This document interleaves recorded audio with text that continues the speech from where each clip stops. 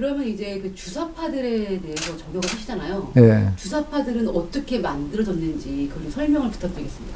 주사파는 역사의 산물이죠. 그러니까 5.18 광주민주화운동이라는 그 뭐랄까 정말 있어서는 안 되고 또 있을 수 없는 그런 그 일이 벌어짐으로 해서 전부 이렇게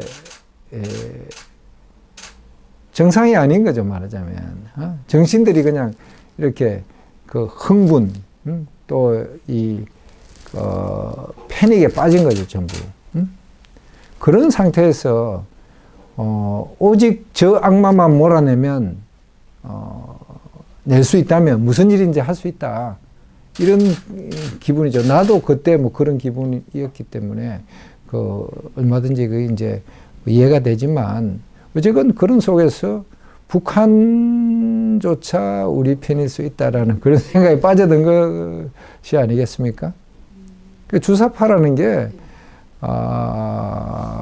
이제 뭐 조금 뭐랄까 어떻게 그런 사람들이 생겨나고 또 그것이 뭐 그냥 몇몇 사람이 아니고 거의 한 세대의 정신을 사로잡을 수 있었는지 그게 이제 궁금한 거잖아요. 네. 예. 근데 5.18 이후 전두환 시절, 그러니까 전두환 집권기 7년 동안은 충분히 그럴 수 있는 그 상황이었죠. 그러니까 이제 북한에 대해서 굉장히 우호적으로 생각하게 되는 그런 거였죠. 그런데 이제 문제는 그들이 지금까지도 큰 영향력을 행사하는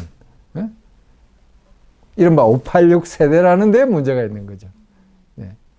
그렇지 않습니까? 근데 이제 한 해 수만 명씩 튀어나왔더라고 이제 표현을 하셨어요. 네네. 근데 어떻게 교육을 받고 어떤 루트를 통해서 그렇게 이제 사상이 주사파가 된 건지. 그런 건 나보다는 많은 사람들의 증언들이 다 있는데. 그거를 좀 말씀해 주시면. 사실 저도 이제 그 세대보다는 한 10년 이상 이제 나이가 많단 말입니다. 그래서 내가 뭐 그 현장들을 일일이 다 본 건 아니지만은 그때는 뭐 수만 명씩 이렇게 대학생들이 모여서 집회를 하고 그런 속에서 뭐 임종석이라든지 뭐 이런 사람들이 막 전대협 의장이다 뭐다 해가지고 막 주도하는 그런 속에서 그 분위기에 대학생들 대다수가 이렇게 이제 그렇게 그런 이 정서를 갖고 생활을 하고 근데 20대 초반에 그렇게 형성된 그런 어떤 정서 또 그런 어떤 세계관 그런 어떤 이 역사를 보는 관점 이런 것들이 지금까지도 이제 영향을 미치고 있는 거죠. 이제 어떤 분들은 뭐 라디오를 통해서 계속 북한 그 라디오를 들으면서 그건 소수였고요. 그 소수요? 소수가 그걸 받아가지고 그게 이제 김영환이나 이런 그룹들이죠. 그리고 그런 친구들이 받아가지고 그런 것을 이제 대중화 시키는데 직접 북한 방송을 들은 사람이야 소수였죠. 근데 그 대중화 될 때는 그게 꼭 뭐 이렇게 북한의 무슨 뭐 선동을 그대로 받아들인다 이런 것이 아니고 한국의 남한의 젊은이들의 정서에 맞는 굉장히 대중적이고 민족주의적인 이런 어떤 레토릭 그런 걸로 이렇게 확산이 된 거죠. 그런 소수가 그런 이제 대중적인 운동을 펼치면서 확산됐다라고 보시는 거예요. 네. 그럼 아까 대중적으로 확산되는 그 원인은 결국은 이제 우리나라 독재가 너무 심했기 때문에 거기에 대한 그 저항으로 이제 반대급부로 북한을 그러니까 이제 광주 민주화운동, 광주 5.18이라는 그런 어떤 아주 뭐랄까, 우리나라 군인이 우리나라 국민을 칼로 이렇게 뭡니까, 이 총으로 쏘아서 죽이는 이런 사태란 건, 이게 그 상상할 수 없는, 또 정상적으로 있을 수 없는 일이죠. 그러니까 미쳐버리는 거지, 사람들이 다.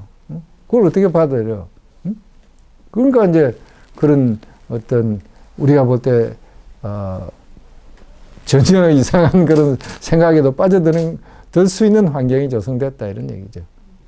그게 그 당시에 20대 네. 이제 서울대 그때 그러니까 물론 그 한 10년 더 네. 그 앞선 네. 서울대 종교학과 들어가셨고 네. 그리고 이제 그 어떤 엘리트 대학생들의 그런 공통된 인식이었는지 아니면 다른 세대에서도 그런 비슷한 인식이 있었는지 그게 궁금해요. 저는 84년에 복학을 했어요. 73년에 대학 입학했는데 84년에 다시 복학한다는 것은 10년도 넘어서 또 복학을 한다는 것은 이제 이상하잖아요. 여러 번 이제 제적이 됐기 때문에, 여러 번 이제 구속되고 제적되고 했기 때문에, 물론 또 군대도 갔다 오고, 그러다 보니까, 이미 결혼도 하고, 아들도 있었어요. 또 직장 생활도 하고 있었던, 터인데, 그래도 졸업장 받아야 되겠다 해가지고 제가 84년에 이제 복학해서 이렇게 학교를 마지막으로 다니게 되었는데요. 그때 만났던 82, 83학번들 20살, 21살 그 정도 나이잖아요. 이 사람들의 정신세계를 제가 보고 참 이해가 가면서도 그 충격을 받았는데, 전두환이라는 악마, 그 악,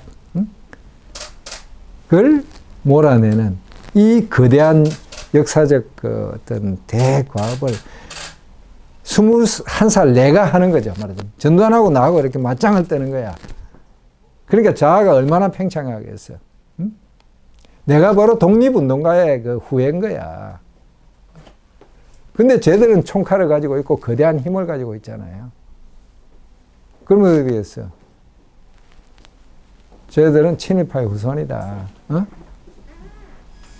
이렇게 생각을 하는 거예요. 나는 독립운동가의 후예야. 독특한 정신세계가 형성되는 거죠. 어? 그래서 해방전후사의 인식이라는 책이 이제 또 바로 그런 어떤 생각을 강화시켜주는 이제 좋은 이제 책이었던 거죠. 그 해방전후사의 인식이라는 책을 그냥 이제 듣기만 하고 모르는 사람들이 좀 많이 있는데요. 그게 어떤 내용이 좀 골자인가요? 아니, 그걸 이제 그게 뭐 여러 사람의 그 글이 이렇게 같이 실려 있기 때문에 뭐 다양한 글이 있고 또 그 내용이 전부 뭐 다 무슨 뭐 주체 사상을 선전하거나 이런 게 아닙니다, 전혀. 그런데 이제 대체로 대한민국에 대해서 아주 부정적인 대한민국의 건국 탄생 과정을 굉장히 부정적으로 묘사하는 그런 어떤 글들이 이제 다수가 있죠. 그러니까 5.18 광주가 일어나고 이렇게 오랫동안 군부 독재가 계속되는 이런 나라, 이 모양 이 꼴인 그것은 처음부터 단추가 잘못 끼워졌기 때문이다. 처음부터 이 나라가 잘못 만들어졌기 때문이다. 이렇게 설명하는 책이죠.